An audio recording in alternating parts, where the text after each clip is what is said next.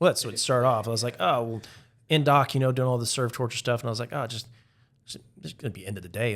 When I make it to dinner time, I'm good. And then I hit repeat on each of that. And then, but Hell Week was a little different. Like because I had to go through Hell, I say twice. Like I made it through Wednesday the first time I got rolled back because I got injured.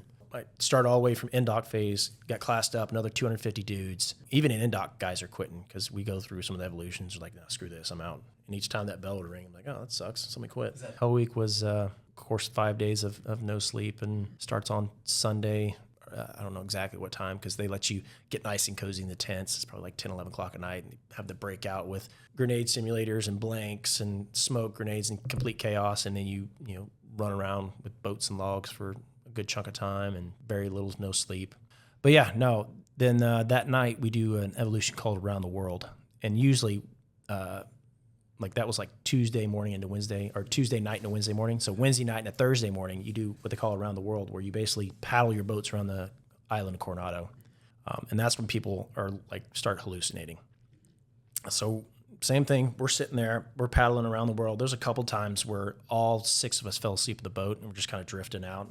And so there was one moment I remember we all fell asleep. It wasn't long, but the boat wasn't moving. We're just kind of drifting. And then Structure comes in there and he flips the boat and we all jump in the water like, oh, we thought it was an alligator that flipped us. And, no, we finished with like 49, 50 dudes, total Hell Week, Friday. I remember, being done, all chafed, walking around, all doing the waddle.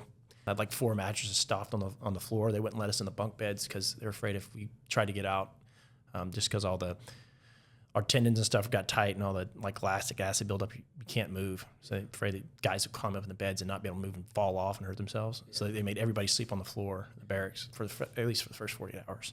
Oh, it felt great to get my brown shirt, but man, I remember probably we get secure around like noon on Friday. I remember sleeping till almost noon on Saturday,